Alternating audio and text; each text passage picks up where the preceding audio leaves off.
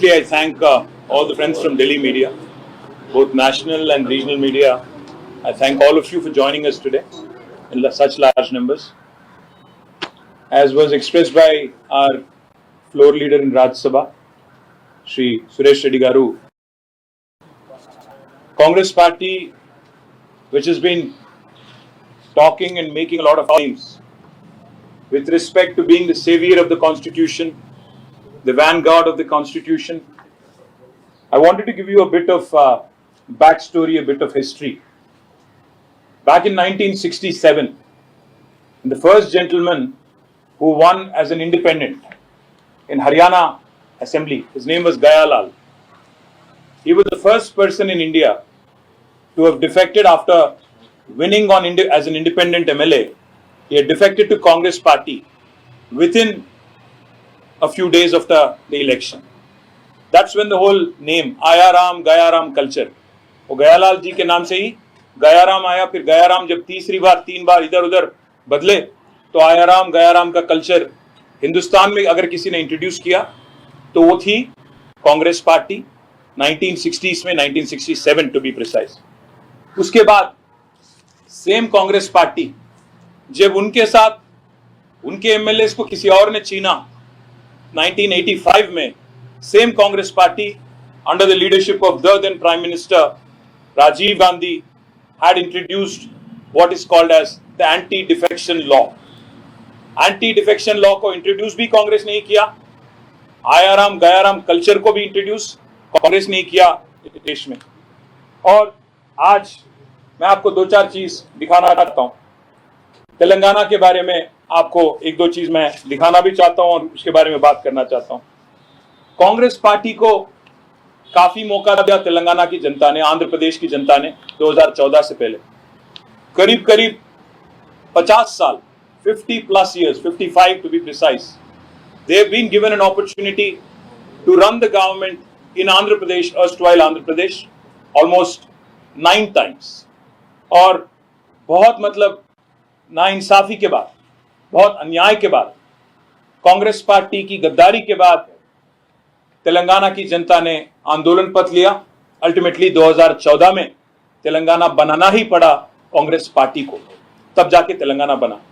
और पिछले 10 साल श्री के चंद्रशेखर राव जी के लीडरशिप में हमारी पार्टी ने तेलंगाना में सरकार चलाई.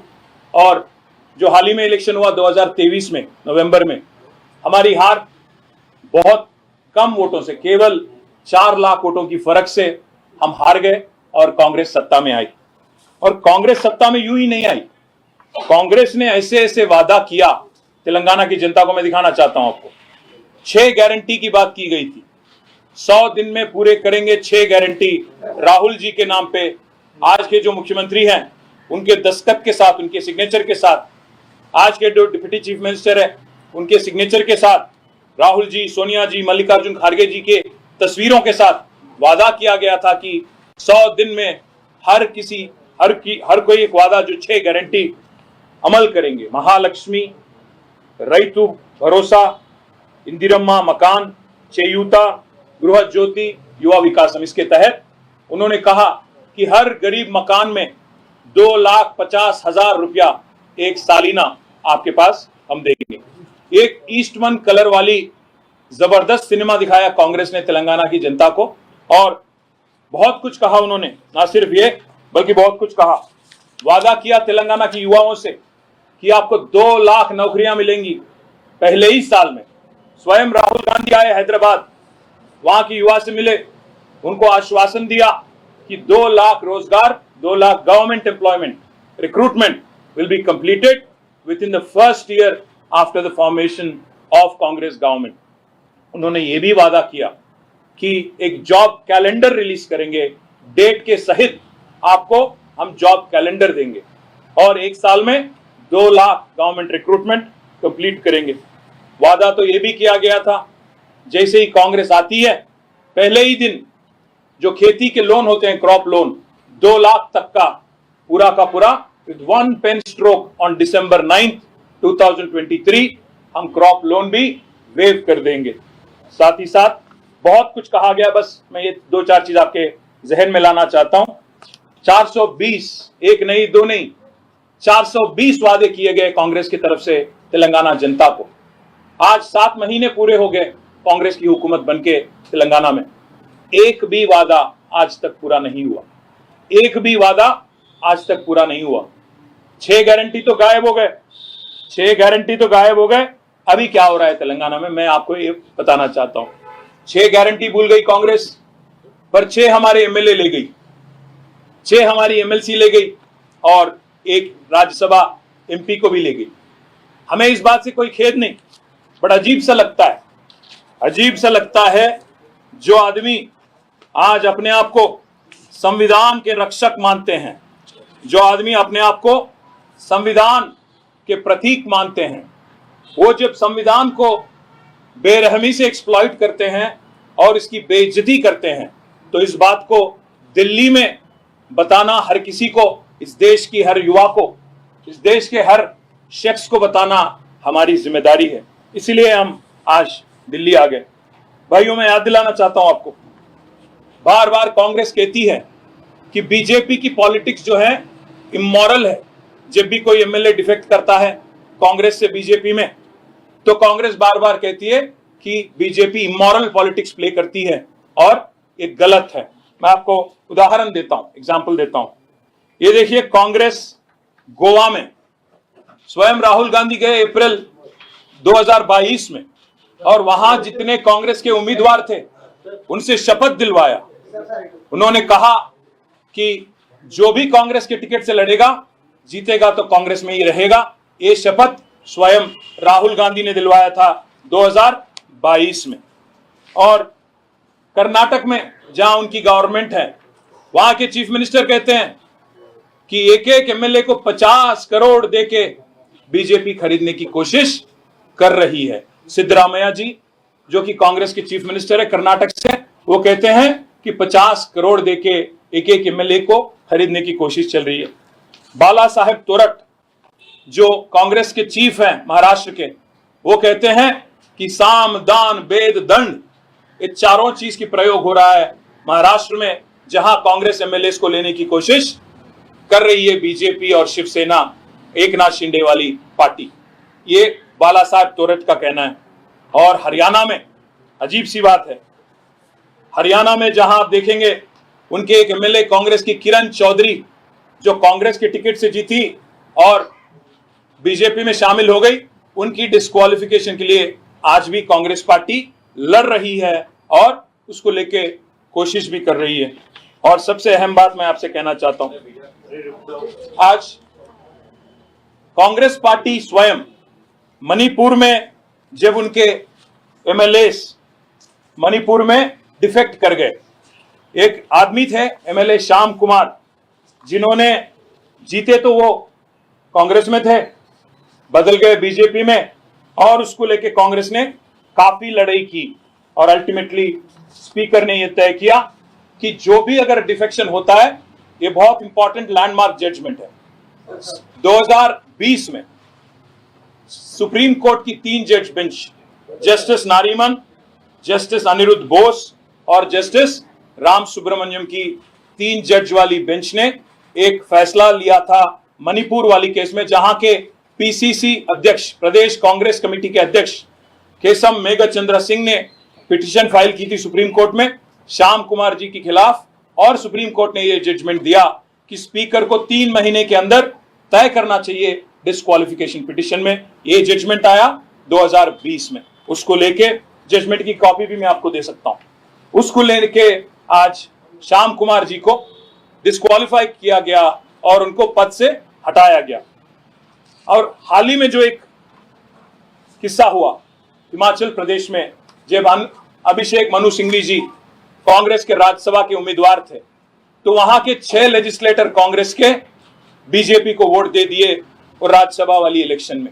उसके खिलाफ भी आज कांग्रेस हिमाचल में आज लड़ रही है। मैं इसलिए पूछना चाहता हूं, जब आपके साथ गोवा में इलेक्शन होता है तो आप शपथ दिलवाते हो आपके लेजिस्लेटर से कि आप दल बदलेंगे नहीं। जब आपके मणिपुर के एमएलए कांग्रेस वाले बीजेपी में शामिल हो जाते हैं, आप सुप्रीम कोर्ट जाते हो, लड़ते हो और उसके खिलाफ ऑर्डर लाते हो। जब कर्नाटक में आपके चीफ मिनिस्टर स्वयं कहते हैं कि 50 करोड़ की खरीदारी हो रही है आज एमएलएस की, कांग्रेस वाली एमएलएस की बीजेपी के जरिए, तो उस बारे में भी आज राहुल गांधी उसको सपोर्ट करते हैं। और हिमाचल में भी हम जो देखते हैं उसके बारे में भी आज लड़ाई चल रही है। और सबसे अहम बात, कांग्रेस की एक मैनिफेस्टो निकली थी अभी हाल ही में जब पार्लियामेंट हुआ, तो न्याय पत्र करके उनका मैनिफेस्टो, नेशनल मैनिफेस्टो, जिसकी लॉन्च की गई थी तेलंगाना में इसकी लॉन्च हुई थी, जिसमें राहुल गांधी और उनकी पार्टी ये कहती है न्याय पत्र में कि हम न्याय करेंगे। This is the exact thing I am reading out. We promise to amend the 10th schedule of the constitution of India and make defections leaving the original party on which the MLA or MP was elected, and automatic disqualification of the membership in the assembly or parliament। न्याय पत्र में घोषणा करते हो आप राहुल जी और खारगे जी कि कोई भी एमएलए और एमपी अगर दल बदले तो आप उसका ऑटोमेटिक डिस्क्वालिफिकेशन करोगे, संविधान का अमेंडमेंट करके, 10th शेड्यूल का अमेंडमेंट करके। मैं आज इसीलिए पूछना चाहता हूं, आज कांग्रेस के जो चीफ मिनिस्टर हैं तेलंगाना के रेवंत रेड्डी, और यहां के जो लीडर ऑफ ऑपोजिशन है राहुल गांधी जी, हम देखते हैं टीवी में और पेपरों में कि बार बार राहुल जी संविधान को फ्लॉन्ट करते हैं, संविधान को दिखाते हैं, ऐसे एक्टिंग करते हैं जैसे कि वो संविधान के रक्षक है, संविधान के प्रतीक है, और संविधान को अगर कोई इज्जत करते हैं तो राहुल जी करते हैं और कोई नहीं करते हैं। इस तरीके का एक ऑस्कर अवार्ड लेवल की एक्टिंग राहुल जी करते हैं। पर देखिए क्या कर रहे हो, एक तरफ पार्लियामेंट में जो 2-4 किलोमीटर दूरी में है यहां से, वहां पे आप कॉन्स्टिट्यूशन को दिखाते हो, और उसके ठीक नीचे अगर आप देखेंगे तो हमारे एक सदस्य पोचारम श्रीनिवास रेड्डी जी जो बीआरएस के एमएलए हैं, उनका हाथ मिलाते हैं, इंकरेज करते हैं। और मैं यूं ही नहीं कह रहा हूं, ये इंडियन एक्सप्रेस की रिपोर्ट है, Telangana CM gets the nod of AICC to induct more BRS MLAs. मतलब ये एआईसीसी की अनुमति से, एआईसीसी की सहमति से, एआईसीसी की इंकरेजमेंट से आज तेलंगाना चीफ मिनिस्टर जो भी कांड कर रहे हैं ये उनकी सहमति से हो रहा है। आज तक हमारे 6-7 एमएलएस को, 6-7 एमएलसीज को ये लोग ले गए और कांग्रेस पार्टी में शामिल कर लिए। मैं इसलिए पूछना चाहता हूं राहुल गांधी जी से और कांग्रेस पार्टी से, ये कैसी हिपोक्रेसी। एक तरफ आप फ्लॉन्ट करते हो कॉन्स्टिट्यूशन, दूसरे तरफ यू डिसेक्रेट द सेम कॉन्स्टिट्यूशन, उसकी बेइज्जती करते हो, उसकी अपमान करते हो। एक और चीज भी मैं पूछना चाहता हूं, तेलंगाना के जो चीफ मिनिस्टर है आज के रेवंत रेड्डी, उन्होंने स्वयं कहा था कि पत्थर से मार के कत्ल कर दो। जो भी एक एमएलए अगर एक पार्टी से जीत के दूसरे पार्टी में जाता है तो उसको पत्थरों से मार मार के उसकी हत्या की जाए। ये हम नहीं कह रहे हैं, स्वयं Revanth Reddy is on record, I can get you the video also. मैं आज राहुल गांधी से पूछना चाहता हूं, किस किस को मारे पत्थरों से। फिर अभी रेवंत रेड्डी जी ने यह भी कहा कि जो आदमी एक पार्टी में जीतता है दूसरे पार्टी में जाता है वो पागल कुत्ते के समान है। तो मैं पूछना चाहता हूं राहुल जी, आज किन किन पागल कुत्तों को आप पाल रहे हो, किन किन पागल कुत्तों को आप शामिल कर रहे हो आपके पार्टी में। ये मेरा कहना नहीं है, मैं किसी की निंदा नहीं कर रहा हूं, किसी का अपमान नहीं कर रहा हूं, मैं तो बस आपके जो चीफ मिनिस्टर है रेवंत, उनके बात को दोहरा रहा हूं। एक और बात भी मैं कहना चाहूंगा, 50 करोड़ अगर कर्नाटक में दिए जाते हैं एक एमएलए बदलने के लिए, जो कि सिद्धरामैया जी का कहना है, मेरा नहीं, तो तेलंगाना में कितना पैसा दे रहे हो? एक एक एमएलए खरीदने के लिए कितना पैसा दे रही है कांग्रेस पार्टी? 50 दे रही है, 100 करोड़ दे रही है, कितना मिल रहा है ये एमएलए को, ये भी बताना पड़ेगा। एक और चीज भी मैं कहना चाहता हूं राहुल जी, क्योंकि आप अंग्रेजी समझते हो, you cannot run with hairs and Hunt with hounds. दोनों नहीं चलेगा, ये दो तरफा वाला रवैया, double standards, double speak, hypocrisy, जिसका मदरशिप है कांग्रेस, जिसका एपिटोम है कांग्रेस, ये रवैया नहीं चलेगा। हम आपको दिल्ली में ही एक्सपोज करेंगे, क्षेत्र में तो एक्सपोज करेंगे ही करेंगे तेलंगाना में, पर दिल्ली में भी जरूर एक्सपोज करेंगे। जैसा हमारा लीडर ने अभी कहा, राज्यसभा में जहां हमारे 4 MP हैं, 4 सदस्य हैं, जरूर वहां पे भी ये मुद्दा उठाएंगे और सवाल करेंगे कांग्रेस पार्टी से कि आप एक एक क्षेत्र में एक एक टंग में बोलते हो, ये कहां की रीत है। एक और चीज भी जरूर करेंगे, आपकी जो हिपोक्रेसी है, आपकी जो डबल स्टैंडर्ड है, इसको राज्यसभा तक ही नहीं छोड़ेंगे, हम जरूर सुप्रीम कोर्ट आएंगे। अगर स्पीकर फैसला नहीं लेते हैं तेलंगाना में, क्योंकि जैसा अभी सुरेश रेड्डी जी ने कहा, ये तो ओपन एंड शट केस है। एक हमारे सदस्य हैं दानम नागेंद्र, जो हमारे पार्टी से दिसंबर में MLA बने, तो वही आदमी आज इस्तीफा दिए बगैर सिकंदराबाद से कांग्रेस पार्टी का बी फॉर्म पे पार्लियामेंट लड़ा। ये तो ओपन एंड शट केस है, इसमें कोई इंक्वायरी करने वाली भी चीज है ही नहीं। तो इसीलिए मैं कहना चाहता हूं राहुल जी, आपको और कांग्रेस पार्टी की जो डबल स्टैंडर्ड और हिपोक्रेसी है, इसको नहीं छोड़ेंगे। आपकी जो फिलॉसफी है running with hare and hunting with hound, इसको दिल्ली में एक्सपोज करेंगे। साथ ही साथ बोलने दीजिए, साथ ही साथ प्रेसिडेंट ऑफ इंडिया का भी अपॉइंटमेंट लेंगे, लोकसभा स्पीकर का भी अपॉइंटमेंट लेंगे, और जरूरत पड़ा तो सारे के सारे हमारे विधायक दिल्ली आएंगे और उनसे भी मिलेंगे, क्योंकि कानून और संविधान के संरक्षक जो हैं वो है custodian of the constitution, is the president of India, of the republic of India. तो we will come meet her excellency the president of India if needed, we will seek her time. If the supreme court doesn't do justice, if this nonsense does not stop, if Rahul Gandhi continues to preach at the same time does not practice, we will expose them their hollowness in Delhi at every single forum. If needed, we will take Constitution Club and hold a large gathering of like-minded political parties, and we will expose Congress party. I thank the national media particularly for attending in such large numbers. Now we can speak in Telugu if that's okay. Sir, what happened in your region? Have you not taken Congress MLAs? Is it not? Why are you getting angry? Was it not unconstitutional? Was it not hypocrisy? Let me explain how many people without even resigning you are taking? No, it's okay. That's okay. People should try to criticize Congress. Who are you, sir? Are you the spokesperson of Congress? हाँ, फिर आराम से। So आपने सवाल पूछा, जवाब सुनिए। जो लोग डिफेक्शन में और मर्जर में फर्क नहीं समझते, I can't help it. Congress के 18 MLA थे, जिनमें से 12 MLA हमारे पार्टी में शामिल हुए। That is constitutionally allowed, you should know the difference. BSP के 2 MLA थे, दोनों के दोनों हमारे पार्टी में मर्ज हुए। मर्जर में डिफेक्शन में फर्क अगर नहीं समझते हैं तो हम कुछ नहीं कर सकते हैं आपके। मर्जर कॉन्स्टिट्यूशनली अलाउड है, constitutionally provision. I don't want to engage in an argument with you sir. You asked me a question, I answered. Let us leave it at that. If you are a Congress spokesperson, I'll leave it to your wisdom. Yes, ma'am. Mahua. Mahua ji, yes. Yeah. So you're talking about this defection. What I'm saying, or my question is, I mean, for the last few years, we've seen this switching from party to party. Not last few years, ma'am. 1967, Congress started. No. For the last few years, it has become a random affair. Rampant affair. Every state and also at the central level. You know, we've seen all parties from TDP MPs going into BJP, Congress MPs going to BJP, MLAs, all of this. And it's still continuing. It hasn't stopped. So the point that you're raising is fair enough, but which party? You said like-minded parties could come together on this. All the victims of Congress and BJP.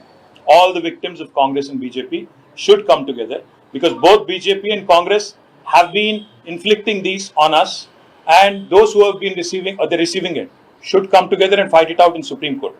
और दूसरी बात महुआ जी, मैं एक और चीज कहना चाहता हूँ। जो कॉन्स्टिट्यूशनली देखिए, 1985 में एंटी डिफेक्शन बिल आया, उसमें पहले तो 1/3 था डिफेक्शन के लिए अलाउड, बाद में उसको अमेंड किया, 2/3 किया। जब 2/3 किया, जो कॉन्स्टिट्यूशनली अलाउड है, अगर उसके तहत कोई काम करता है तो कोई उसमें कोई आपको स्कोप नहीं क्वेश्चन करने की। पर आज तेलंगाना में हमारे 38 MLAs हैं, उनमें से अभी 7 MLAs को कांग्रेस ने लिया, जो कि ना 1/3 है ना 2/3 है। इसीलिए हम कहते हैं कि डिफेक्शन और मर्जर में फर्क समझो। अगर मर्जर है तो 2/3, अगर 2/3 मर्जर हुआ तो that is constitutionally allowed, nobody can question, no Supreme Court also can come in the way, because that is the law of the land. So my simple point is, this is what needs to be challenged, question. And when C Congress party had promised कि हम 10th schedule को amend करेंगे, और आज मुख्यमंत्री स्वयं घर घर जाते हैं MLA के पास और उनके साथ बैठते हैं और उनको आधी रात 1 बजे अपना ये पहनाते हैं स्कार्फ. तो this is what I am raising. Sir, one more thing. You will go to court against all the 7 MLAs. Absolutely. We already have a petition filed in Telangana High Court. We already have petitions filed with the local assembly speaker in Telangana.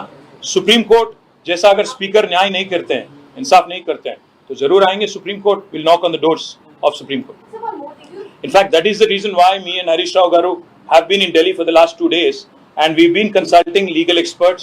We have consulted some constitutional experts, and we are going to Supreme Court very soon. Sir, do you also believe that behind Keshava Rao joining Congress, there's a larger plan or strategy of Congress because they wanted to create a space for place for Abhishek Manu Singh? Do you think that's the reason? मुझे कांग्रेस की strategy से कोई लेना देना नहीं है, but ये जानता हूं मैं कि कांग्रेस की डबल स्टैंडर्ड फिर एक बार एक्सपोज हो गई. केशवराव जी जब राज्यसभा में कांग्रेस में ज्वाइन कर गए, उनको इस्तीफा देना पड़ा इसीलिए क्योंकि यहाँ के जो चेयरमैन है उनको डिस्क्वालीफाई कर देंगे, और जबकि उनके पार्टी के जो स्पीकर है वो तो नहीं करेंगे. तो अगर एक जगह इस्तीफा देते हैं तो वहां इस्तीफा क्यों नहीं दे रहे हो आप? अब तेलंगाना में जितने एमएलए शामिल हुए उनको भी इस्तीफा दिलाइए. अगर इतने काबिल लोग हैं तो इलेक्शन आइए, लड़ेंगे. The CM is categorically told, you along with the BJP, you are trying to destabilize the Congress government in Telangana. That's why See, the they are chief encouraging minister, these defections. the chief minister of Telangana is bound by constitution. He cannot act as per his whims and fancies. ఒక ఎమ్మెల్యేని తీసుకొని ఇంకో పార్టీలో చేర్చుకోవాలి అంటే anti defection law అనేది law of the land. ఆ law of the land నేను మేం చెప్పట్లా, సుప్రీంకోర్టు 3 జడ్జ్ బెంచ్ చెప్పింది, 5 జడ్జిల బెంచ్ కూడా చెప్పింది. వాళ్ళు మేము అనేది ఏంటంటే ఆయారాం గయారాం నుండి పోచారం దాకా వచ్చింది కథ.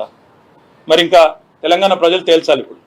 ఎందుకంటే మీరు చేయలేదా అని అడిగారు కృష్ణారావు గారు. నేనేం చెప్పాను ఆయనకి, విలీనానికి పార్టీ ఫిరాయింపుకి తేడా మనం తెలుసుకోవాలి.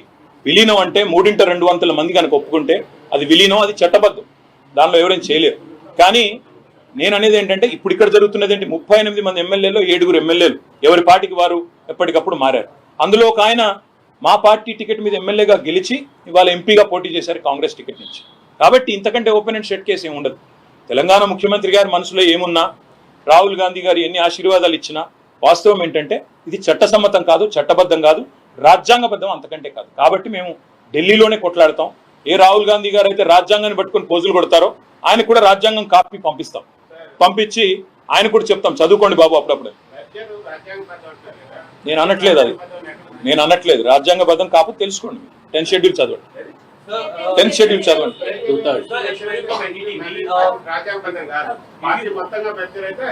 సరే బ్రదర్, ఇప్పుడు మీకు నాకు వాదం ఎందుకు, మీకు అంతే, మీరు చదువుకోండి, నేనేం చెప్పలేను. సరే ఓకే. जी, where are you? If you go by their statement, they're saying that this is individual. Whose statement? The MLAs and the MPs that are elected, they say that it is their individual right and this right has been given to them by the Constitution of India. What's your stand on it? And secondly, you are alleging that 50 crores to 100 crores rupees must have been given by the Congress party to these MPs and MLAs. Will you demand a thorough investigation into this case? Brother, I don't think you followed what I said. I said that Siddaramaiah ji जो कर्नाटका के मुख्यमंत्री हैं, उन्होंने स्वयं कहा कि उनके MLAs को आज 50-50 करोड़ देके बीजेपी खरीद रही है. मैं इसलिए सिद्धरामैया जी से, राहुल जी से, खड़गे जी से पूछ रहा हूं कि अगर कर्नाटक में अगर दाम जो है वहां की रेट जो है अगर 50 करोड़ है, तेलंगाना में कितना दे रही है कांग्रेस, ये मैं पूछ रहा हूँ. कर्नाटक में एक नीति, यहाँ पे दूसरी जगह कोई और नीति नहीं होगी. आप जैसा आपने कहा, ये सिद्धरामैया जी का कहना है, मेरा नहीं, आप देख लो. और दूसरी बात, एमएलएस का कोई राइट, इंडिविजुअल राइट नहीं होता brother. You are bound by constitution, you are bound by your party law.